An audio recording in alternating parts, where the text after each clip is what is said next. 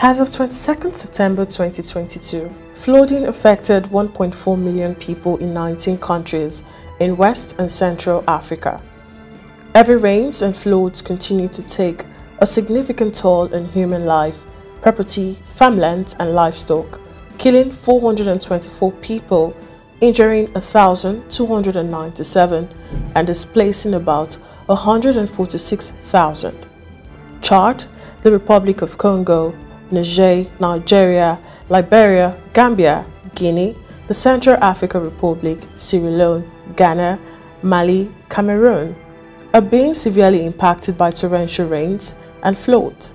Some 62,000 houses were destroyed in the region. 0.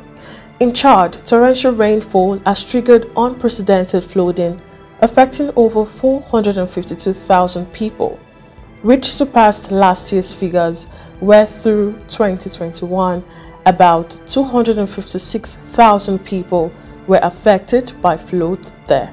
While in 2021, flooding affected 1.4 million people in 15 countries in West and Central Africa, with many regions recording excess rainfalls. The impact of additional shock of extreme weather this year seems to be more significant and increasingly pushing vulnerable families deep into crisis. Nigeria is battling its worst floods in a decade, with more than 300 people killed in 2022, including at least 20 this week, authorities said yesterday, admitting the situation is beyond their control. The floods in 27 of Nigeria's 36 states and capital city have affected 500,000 people and displaced 100,000, the Nigeria's National Emergency Management Agency said. The disaster has also destroyed thousands of hectares of farmland, worsening fears of a disruption of food supply in Africa's most populous country. Authorities are blaming this year's flood on water overflowing from some local rivers, unusual rainfalls, and the release of excess water from the Lagdo Dam in neighboring Cameroon's northern region. The Nigeria Hydrological Service Agency, or NEMA, predicted more floods in 2022 than last year due to excessive rainfalls and contributions from external flows such as the dam in Cameroon.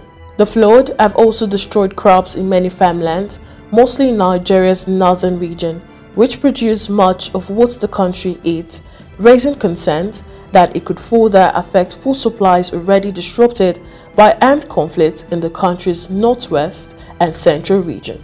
Many of the affected regions were already struggling with high levels of food insecurities, malnutrition, instability, and violence.